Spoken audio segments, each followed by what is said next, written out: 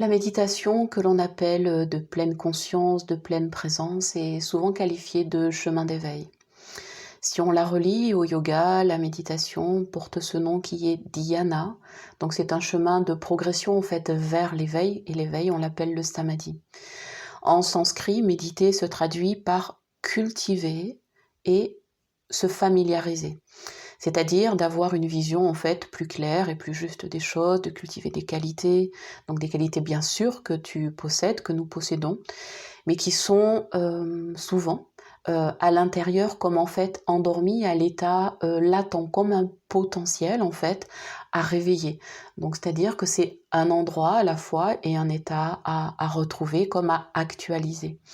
Donc en fait, ces qualités attendent que nous fassions la démarche de les laisser se révéler, croître, et en fait, en les révélant, elles nous révèlent, donc elles te révèlent. Donc la méditation, c'est vraiment d'être présent à tout, donc à la respiration, aux sensations, aux émotions, aux perceptions, sans rejeter, si possible, ni juger, ni commenter, ni retenir, ni interpréter. Donc la méditation, c'est tout sauf de l'analyse, mais c'est vraiment un état d'être présent, donc de pleine présence à ce qui est, donc à l'instant présent, puisque ce qui est là, c'est l'instant. Et en fait, la méditation, c'est ça, c'est en fait une façon d'être et de ne rien attendre, ni de rien chercher. Donc je pourrais dire que la pratique, c'est à la fois un travail d'observation, d'accueil, d'introspection, en laissant venir le contact à ce qui est, à ce qui se présente. C'est aussi une façon de développer des qualités humaines fondamentales, reliées à des valeurs qui sont tant personnelles qu'universelles, parce qu'elles sont de même nature. C'est une pratique de connaissance de soi. C'est une pratique de détachement, de libération aussi de l'ego. C'est une façon aussi de pacifier les émotions, de calmer le mental, de ramener de la clarté et de laisser cette dimension de la conscience être de plus en plus tournée vers le centre, et donc de revenir à un état d'unité.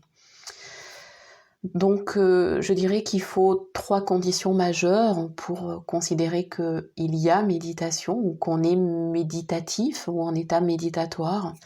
Il y a évidemment le corps, avec la nécessité d'être dans une détente physique, ou en tout cas d'être dans un confort corporel. L'esprit, pour y trouver ici plus de calme, plus de tranquillité, de détente aussi, et le rendre clair et un peu plus silencieux, en tout cas plus clair dans ce qu'il exprime, ou voire plus silencieux dans ce qu'il exprime. Et une troisième condition, c'est un support. Alors souvent dans les méditations, il est proposé un support, ça peut être soit la respiration, soit un compte, de travailler sur un compte au niveau du souffle, soit de travailler ou de laisser venir des sons, des perceptions, soit une guidance dans ce qu'on appelle des méditations guidées, avec des visualisations, ou simplement la rencontre d'une réalité qui est proposée, imagée, mais qui est néanmoins vécue. Et voilà, autant de supports, ça peut être évidemment sur la lumière, les supports sont infinis, mais évidemment ça peut être une condition qui va te permettre de te poser dans autre chose en fait que ton habitude, cette habitude d'être toi, ou de te comporter comme d'habitude. Donc les supports sont des prétextes, mais ils sont des supports, des conditions qui favorisent la méditation. Ils ne sont pas essentiels, mais ils sont des possibilités par lesquelles passer, en fait, se poser pour aller trouver cet état de présence, et évidemment ce silence, un état qui t'amène hors du corps, hors du temps et hors de l'espace. Donc je dirais que méditer, en fait, il faut vraiment avoir dans l'idée que c'est un acte gratuit, pour un état de liberté, et que un état de liberté, en fait, n'a rien à revendiquer, n'a rien à attendre, il est par nature libre d'être. Et je t'invite vraiment à garder ça en tête, que c'est un acte gratuit. Voilà. Et ce n'est ni à réussir, ni à échouer. Moi, je me rappelle au début de mes méditations, j'étais des fois, quand elles me semblaient absolument incroyables ou exceptionnelles, je me disais waouh, là c'était vraiment bien. Mais j'ai aussi appris au fur et à mesure à être libre aussi de ce jugement, de j'ai médité, ah ben non, là je pense que j'étais pas dans la méditation. Je suis sortie un peu de cet état de jugement et de dualité, c'est-à-dire je suis sortie du jugement qui va évaluer est-ce que là j'y étais plus que pas. Parce que d'une part c'est encore du jugement, et d'autre part entre la perception que tu peux avoir de l'expérience qui se fait et l'expérience réelle qui se fait, je peux t'assurer qu'il y a vraiment des univers à part entière, et je t'invite vraiment à considérer que à chaque fois, tu fais l'expérience de méditer. Quelle que soit la sensation ou l'impression que tu as sur la dite, entre guillemets, qualité de l'expérience que tu es en train de faire ou que tu as faite. Donc je pourrais te définir la méditation à travers plusieurs phrases, comme par exemple, méditer, c'est l'air d'être en contact avec soi, c'est être là, c'est être présent et ouvert et accueillant à ce qui se passe, c'est habiter le corps et en même temps être au-delà du corps, c'est vivre le calme, c'est être sans jugement ni commentaire, c'est faire une pause dans ta vie, c'est t'accorder le droit de ne rien faire, c'est comme être quelque part en vacances et en même temps être infiniment vivant, présent et totalement vivant, vivifié. C'est aller vers une bienveillance totale et absolue. C'est l'apaisement de ton mental. C'est se tourner vers l'intérieur aussi. C'est une façon de libérer l'esprit de toutes les perturbations extérieures. C'est ne plus avoir d'identité habituelle ni attachement, ni même de conscience de ce qui est intérieur et ou extérieur. C'est un travail de concentration détendue. C'est une façon d'être dans le silence. C'est une façon de revenir à la réalité du soi, soi avec un grand S. C'est rencontrer l'espace infini.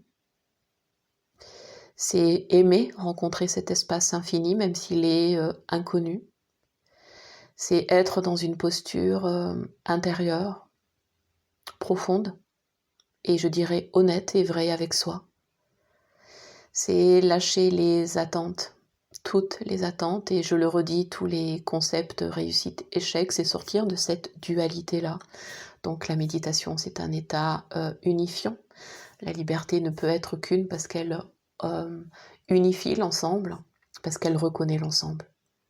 Et voilà, la méditation, c'est être l'espace et être ce qui se passe en soi, au moment où ça se passe.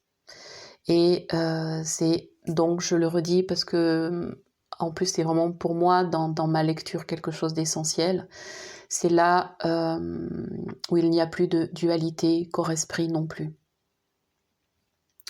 Donc je dirais que si on rencontre des difficultés, et c'est vrai qu'on peut les nommer comme ça, c'est souvent parce que on rencontre la sensation, on rencontre le corps et ce qu'il exprime, on rencontre les pensées et ce que dit le mental et ce qu'il a besoin de dire, et on rencontre bien sûr les émotions avec ce qui peut être paisible ou agité ou troublé, ou de toutes les couleurs des émotions, et quelquefois des émotions un peu lourdes, entre guillemets bien sûr, lourdes au sens qui envahit, qui n'amène pas, allez, je vais dire, de la légèreté à l'être et du confort à la totalité de l'être.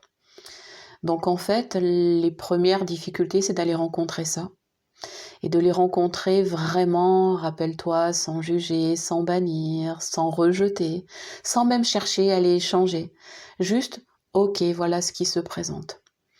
Et puis comme si c'était, imagine un brouillard, mais un brouillard, pas parce que c'est pas clair, mais quelque chose que tu peux traverser. Bah, en fait, plus tu vas accueillir et plus ça va se traverser. Et plus tu vas être accueillant et moins tu vas juger, et plus tu vas être dans l'accueil et plus tu vas reconnaître ce qui est, et plus ce qui est va se détendre et s'apaiser. Et donc tu vas passer de quelque chose qui peut être de la confusion, voire du chaos, voire de espèce de brouhaha, quelque chose qui t'encombre, on va dire, ou qui parle fort à l'intérieur, à quelque chose qui devient naturellement plus calme. parce que tout se calme et que par nature, tout est amené à se poser. Voilà, donc ça c'est sur les grands axes, je dirais majeurs de qu'est-ce que la pratique, quelles sont les conditions, qu'est-ce que c'est réellement que de méditer, quelles peuvent être les difficultés en fait essentielles. Et donc le but premier de la méditation qui est vraiment d'être à la fois révélateur et transformateur de cette expérience que tu as du monde, c'est-à-dire de ta réalité. Et donc, dans cette conscience qu'au cœur de ta réalité se joue ta perception du monde, et que en reliant ton expérience intérieure à ta compréhension du monde, tu as vraiment un champ d'expérience mais infini qui s'ouvre, et tu épouses vraiment la totalité de la réalité, loin de l'ego, loin des perceptions, loin des croyances. Donc l'objet de la méditation, c'est vraiment la nature de qui tu es, la nature de ton essentiel, c'est un travail à la fois sur l'esprit, sur l'âme et sur la conscience. Donc c'est un travail d'éveil, je pourrais dire que c'est tout le contraire de s'endormir. C'est un énorme chemin, à la fois c'est un chemin, un état de liberté. Voilà, c'est un autre aspect qui pour moi est important à côté de l'unité. Quelque chose qui rend libre, qui éclaire, qui équilibre, qui amène de l'ordre et de l'harmonie, et qui ajuste, affine à la fois ta présence, ton attention, ton intention, ta concentration. Tu rentres dans une maîtrise de la dualité, une maîtrise de qui tu es, mais aussi de ce que est le monde. Donc il y a une maîtrise, une double maîtrise à la fois de ta vie et de ce que tu en perçois, de ce que maintenant tu en connais. Et tu finis, entre guillemets, plutôt tu commences, mais tu vois là les mots sont différents, ils sont pourtant les mêmes. Tu es en fait, tu es simplement au-delà des limites et au-delà de ce que tu perçois. Tu prends conscience que ta nature n'est ni le corps, ni le temps, ni l'espace, que tu es pure conscience, donc pure présence, pur esprit, et que ton âme porte les connaissances de ce qui t'est particulièrement dédié, et que la méditation est une façon de leur donner à la fois la parole et la possibilité d'être dans ta vie. Voilà, de vraiment t'accompagner et de faire chemin ensemble avec ces éléments qui sont ta réalité. Voilà, donc en un mot, je dirais que la méditation, c'est faire alliance avec toi et la vie et épouser la réalité absolue et entière dans toutes les dimensions possibles et infinies et éternelles de la nature, qui est ta nature et qui est vraiment toi et ce qu'on appelle le soi.